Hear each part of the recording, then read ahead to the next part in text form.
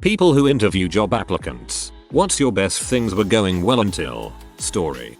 Interviewing people for a job as assistant of the manager. Only condition was they should speak French C1 level at least. So more than just fluent, and their resume were sorted by fluency, so I only saw C2/C1. A lot of the people were doing quite well actually. Then, every time the same single question. Bon. Ça va on a fini. Vous pouvez baisser la garde. Vous avez appris le français dans quel coin? 9 times out of 10, I could see their face blooming red. End of the play. Moral. Never lie on your resume. We were interviewing for a senior network engineer role. Interviewee put in his resume he has a CCNP and worked with multiple routing protocols. We started with a very basic networking question.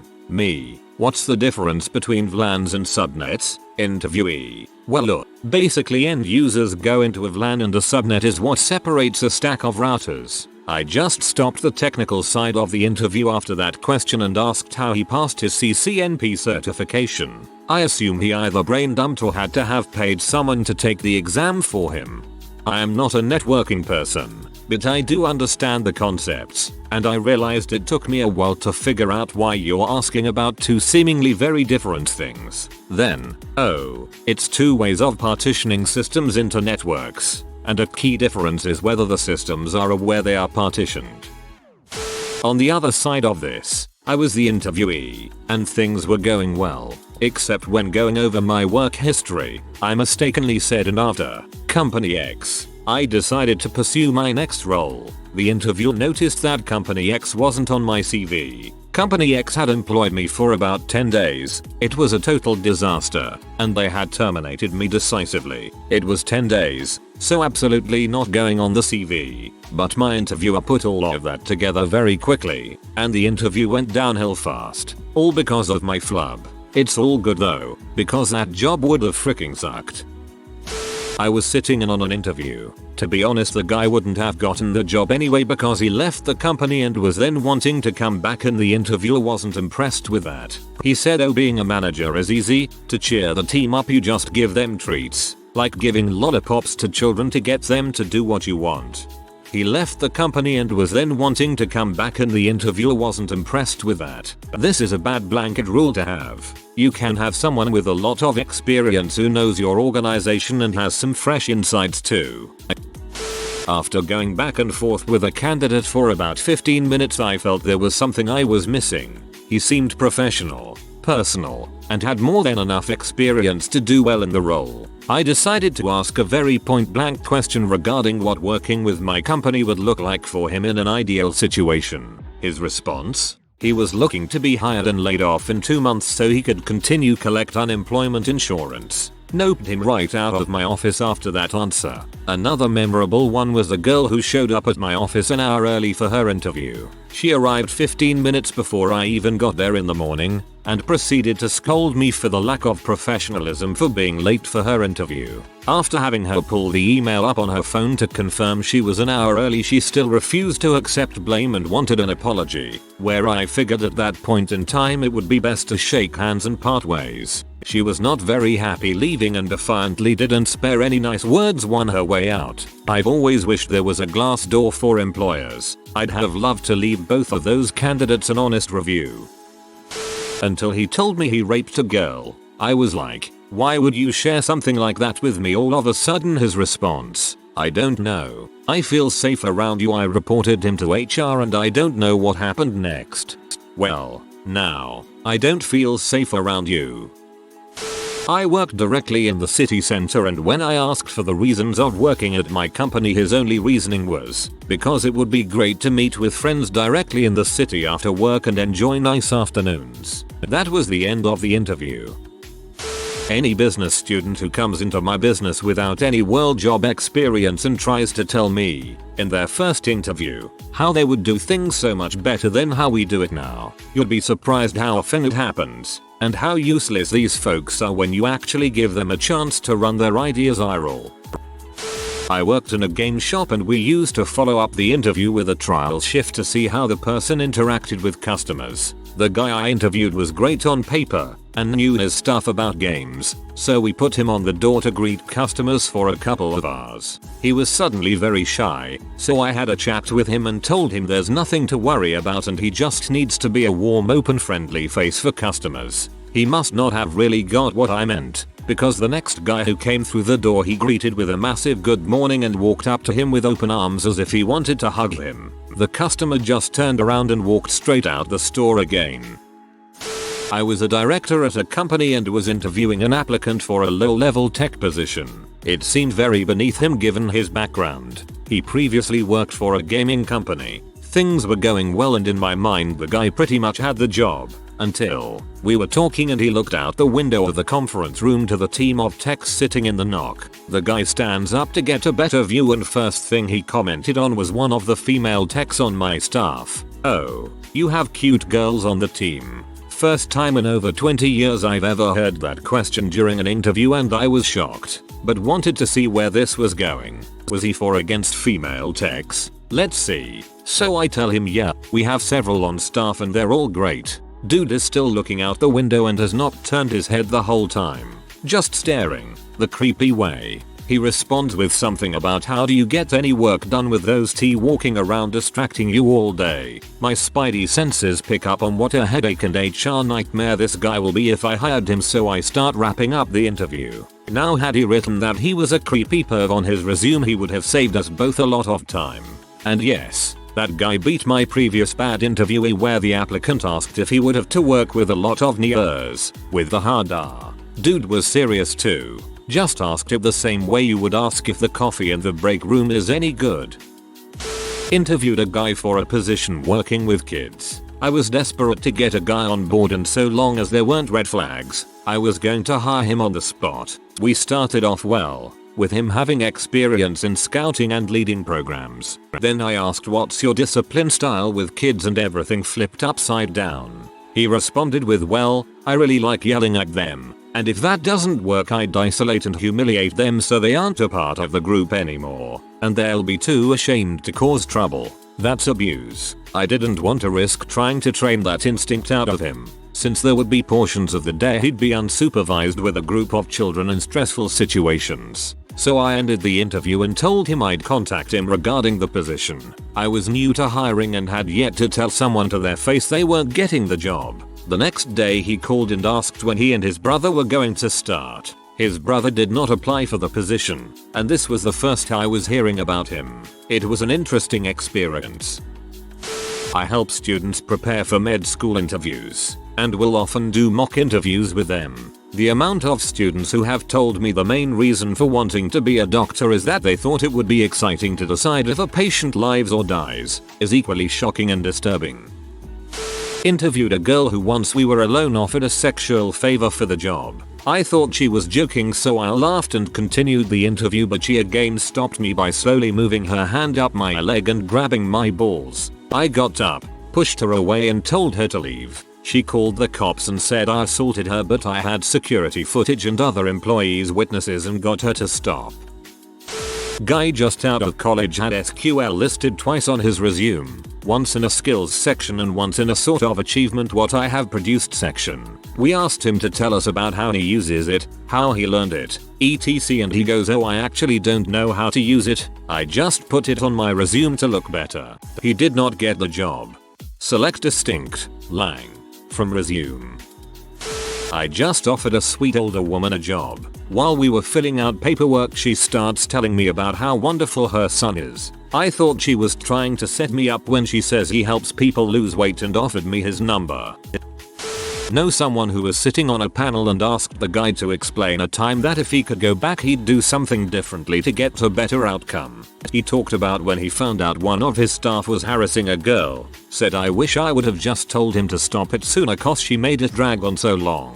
He did not get the job that involved managing 30 odd people. My dad ended up sitting in on the interview of his former bully. He says he was asked by the VP to sit in, but he didn't say a word. The guy recognized my dad and completely flubbed the interview. Bruh, what a power move by your dad. somewhat related, but I used to work at this Japanese restaurant, and one day my boss had me pick up a potential new cook from the bus station. When I pulled up there I saw him finishing a tall boy of Bud Light. I was thinking, oh man, this might not be good. He got in the car and seemed okay, so I offered him some gum which he accepted and thanked me for. When we got to the restaurant, I didn't see much of him because I was out in the front, but man did I hear a lot. While the owner Carol and the other cooks were training him on what to do, he kept freaking up and knocking things over. Carol was a really intense person, crazy bee as most would say, and liked to berate people at first, but I have never seen her as mad as when this guy accidentally lit a rag on fire. That was it, she screamed. You're fired. Get the frick out. She had me drive him back to bus station, which was one of the most awkward car rides I have ever had. I interviewed for a job and it went well, up until the point where I asked about the hours. The interviewer said they started at 8:30 but most people were in the office by 8. He tried to make out this was a good thing as they had a committed team. I was offered a job but turned it down cause frick that. If they pay me for the hours I work, I'll work hard, but if they're trying to squeeze extra from me right from the start then frick them. I recently did an interview with someone who had a lot of managerial experience in stores and was now applying for a job that was not managerial at all. So, we asked him how he felt about not being in charge anymore. He told us that he was willing to accept this huge step down, but that he expected to have a managerial function within 6 months. We blinked and asked him why he felt that way. This is when he told us that he is not only great at learning, but that usually it takes only a few months for people to see how brilliant I am. But after that, I am always very quickly promoted to a place that allows me to lead people in the right direction and showcase excellence. Dude, you managed a shoe store. You weren't the leader of the free world. I once interviewed a candidate in a coffee shop that was usually very quiet and empty. Everything was going well and the conversation was flowing. Every time I looked down to make some notes she started to giggle and I finally asked her what was funny. She told me the guy behind me kept winking at her, and so naturally, I looked behind and there wasn't a single soul in sight. I moved on and continued the interview and she kept telling me about all the times guys have approached her and how she had to leave her last job because all the men in the office wanted her. Needless to say, she wasn't wanted at my office. Police. We had one applicant who did well during the fitness test and the interview board. Prior military and a 4-year degree as well. We put him at the top of the list and was slotted for the next academy. During the polygraph he lied during the animal abuse questions. When we asked him about a possible error he told us that he used to have relations with his female German Shepherd. He was not hired for obvious reasons. WTF. I was interviewing someone to work at an after-school program and supervise kids. Interview was going fairly well and I asked what strategies would you use to manage student behavior. The applicant, obviously not sure what to say, pauses for a while and then said, well, I definitely wouldn't hit them. I mean, that's not a horrible response. They knew enough to know that was the wrong answer. Some teaching would have taught them some good options. As part of a group we did first round interviews for a busy reception job using a speakerphone. During the first candidate's call, it was going great, but then someone on our team bumped the phone and accidentally hung it up. When we dialed back, it was clear she was P and she proceeded to handle the rest of the interview like she was doing us a favor, despite our apologies. Turns out that mistake gave us a great tool to use during the rest of our interview process. We didn't want an inflexible person who couldn't deal with small mistakes. They needed to be comfortable with a little bit of chaos.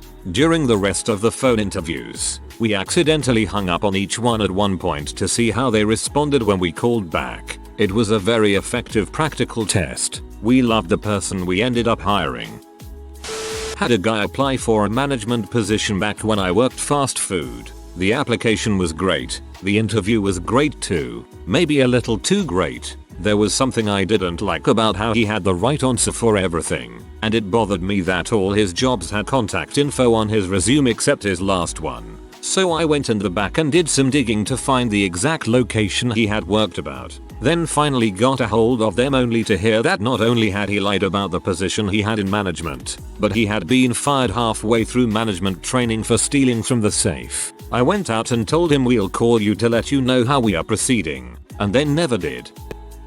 I like to end all of my interviews with a casual conversation, icebreaker questions and really easy small talk. I find that if we hire the person it makes the first few days less formal. Anyways, it was September and I was interviewing a recent college grad. When I got to the small talk I asked why he wanted the job and he went on a freaking diatribe about how his parents were making him get a job and pay rent and how unfair it was. I was 100% going to recommend him until he essentially showed how much of an entitled brat he was.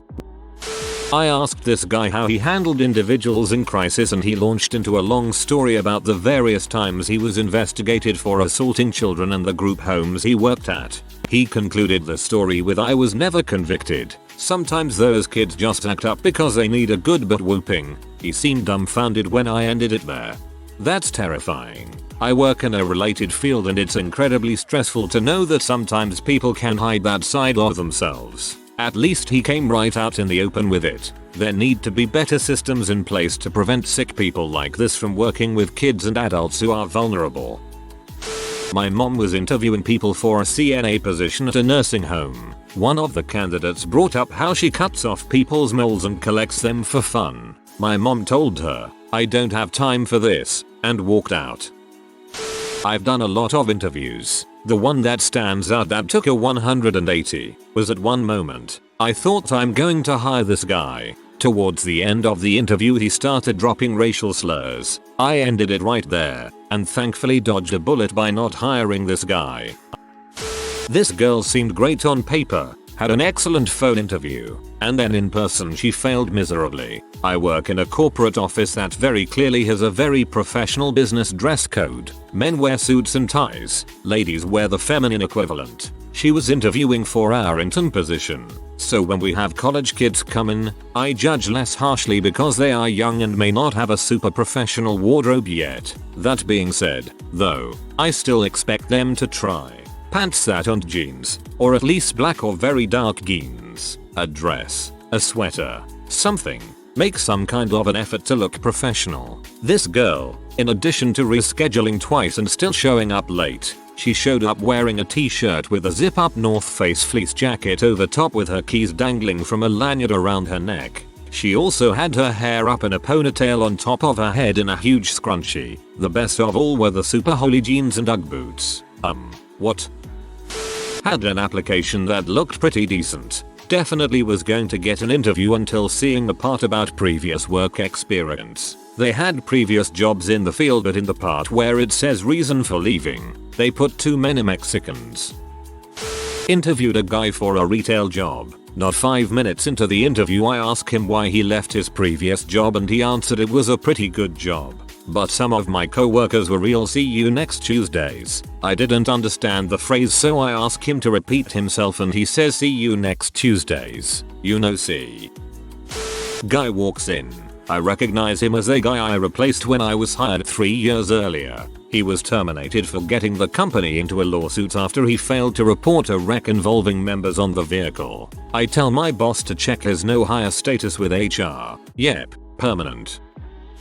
Hiring a copy editor. If you're not familiar, it's proofreading, fact checking, and doing rewrites to make sure everything reads smoothly and correctly. This guy interviewed really well and had a strong resume, so we emailed him our editing test to take and send back to us. It was a document that hadn't gone through any editing. I had painstakingly edited and rewritten the same document when I'd applied about a few years earlier. He sent it back to us with no edits. Just a note, "I would send this back to the writer." Nope, you have to show us that you can edit and how you do it. From then on, we sent the editing test first before we agreed to an interview.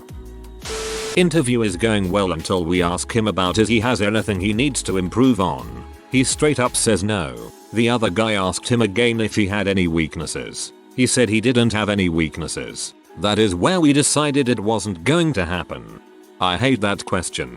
Want my honest answer? I procrastinate like you wouldn't believe if I don't want to do a task. I didn't come in at 5 AM to get a head start in my day. I came in at 5 cause I still had to write 3 performance reviews before 8.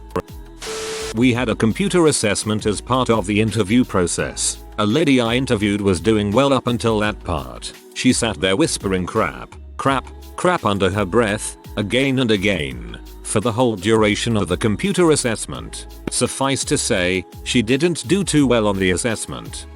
Things were going well until the last phone call. This guy came in as part of a group interview for our phone room during the GFC. I was running the recruitment. We had over 400 applicants for a dozen or so jobs. This guy, he was alright in the phone screen. Knew a girl in the contact center. She said he was okay, so I got him in.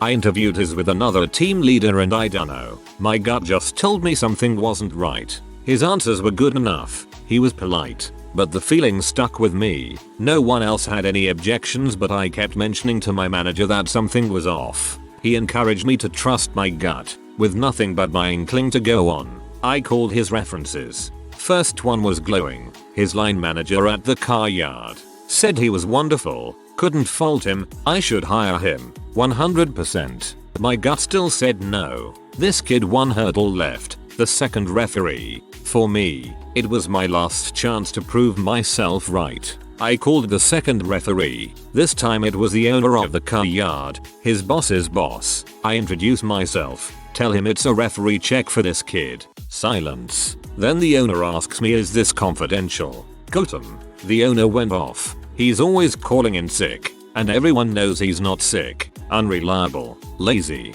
The list went on. I thanked him for his time. Hung up the phone and breathed a massive sigh of relief. Called the young guy back a bit later to deliver the news that he wasn't getting the job. My manager was chuffed. Pro tip: unless you know someone's giving you a good reference, don't put them down. And if you're recruiting, trust your gut and pull at that thread. Best hire I never made, and it all came down to the final phone call. The guy who stood whole industrial sized tins of Milo. Now I didn't hire him, but that's another story. After I mentioned a pre-employment background check being required, just to give you full disclosure, I was charged for beating up my ex-girlfriend, but she's lying and exaggerated to the cops, and I'm really good with people. The applicant just stood up and walked away, mid-conversation, without excusing themselves, like they had the sudden urge to poop or something, and not get back. Was interviewing a gentleman for a volunteer position with a well-known non-profit organization. In this role he would have been dealing directly with vulnerable people. Within 5 minutes he made an off-color joke about smoking crack on the weekend, and when we said we would need to have a police check completed, he said, "Don't worry, you won't find anything. It's not like I'm into child pee." And that was it for me, lol. Another one. Interviewing for a low-end programmer position. Woman's resume came in that had lots of programming information on it. She knew every language we could think of and more. She appeared perfect. She knew ATX86 and 68,000 assembly. Awesome. So did I. So I asked something like, what does MoveX BX do as a warm-up and what is wrong with it? No idea. She couldn't answer it at all. BTW in ATX86 it uses MOV not move. 68,000 uses move. Asked a 68,000 base question. Not any better. So on to higher level questions. Nothing good. Finally I asked her how to write hello world in ANSI. Nothing. Last question. Write hello world in any language. Heck, at this point a DOS-BAT command of echo hello world would have been good. But she couldn't do it. I finally asked her why she has so many languages on her resume when she clearly doesn't know them. Her answer: I know of them. Fasapum. At one point I did acquisitions, usually large-scale procurements of multi-million-dollar goods and services. I applied for a director of procurement position with the state govt and tried to sell myself by talking about the scope of my current position and that I was far beyond pens and pencils with my skill set. When I asked about the type of procurement they conducted, the interviewer, in a very flat tone, said, "Pens and pencils." Definitely cringed. Learned some humility on that one, as I excused myself from the interview and headed back to the office.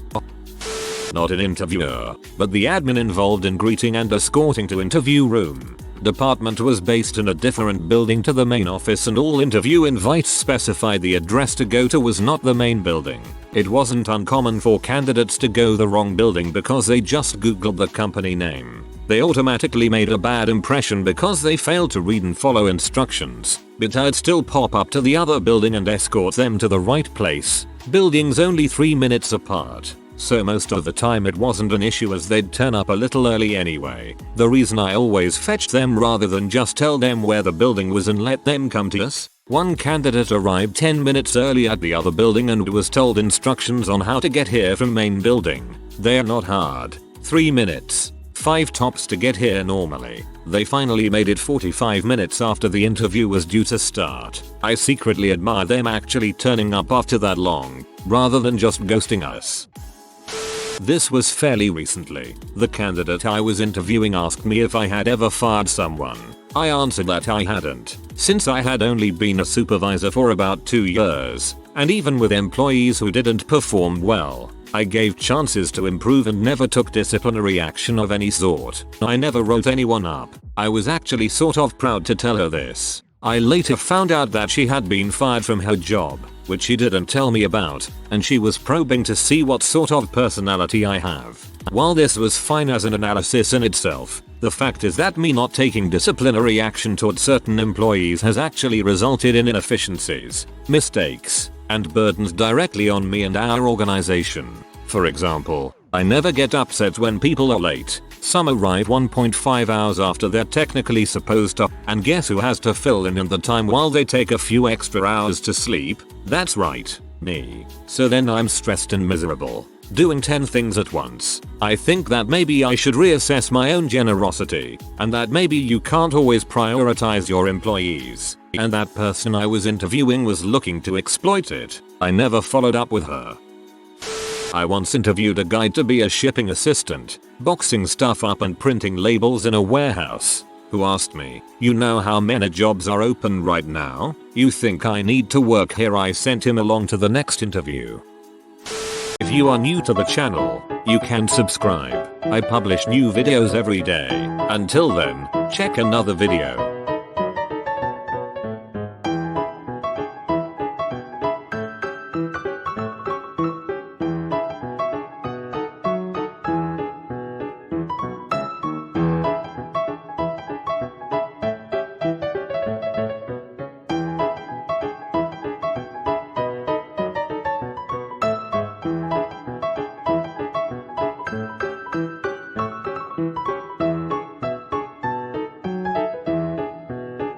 Bye for now.